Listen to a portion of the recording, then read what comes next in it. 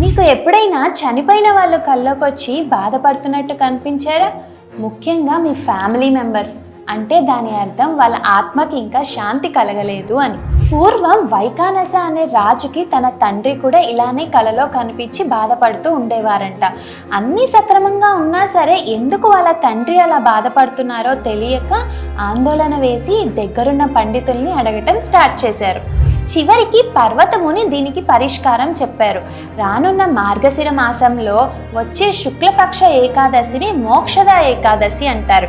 ఆ రోజు ఎవరైతే ఈ వ్రతం ఆచరించినా లేకపోతే పూజ చేసినా కూడా వాళ్ళ తండ్రి గారికి మోక్షం లభించి పూర్వజన్మ క్రియల నుంచి విముక్తి లభించి వైకుంఠ ప్రాప్తి కలుగుతుంది. ఇంకా ఎవరైతే ఈ పూజ చేస్తారో వారికి కూడా వైకుంఠ ప్రాప్తి కలుగుతుందని రాజుకి సెలవిచ్చారు. వైకానస మహారాజు కూడా ముని చెప్పిన ఈ వ్రతం ఆచరించగా తన తండ్రికి మోక్ష ప్రాప్తి లభించింది.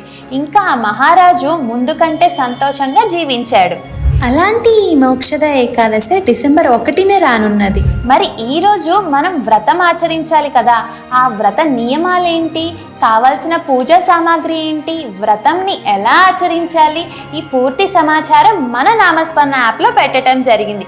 మరి ఏమాత్రం ఆలస్యం చేయకుండా వెంటనే యాప్ స్టోర్ ఆర్ ప్లే స్టోర్కి వెళ్ళి మన నామస్మరణ యాప్ని డౌన్లోడ్ చేసుకోండి.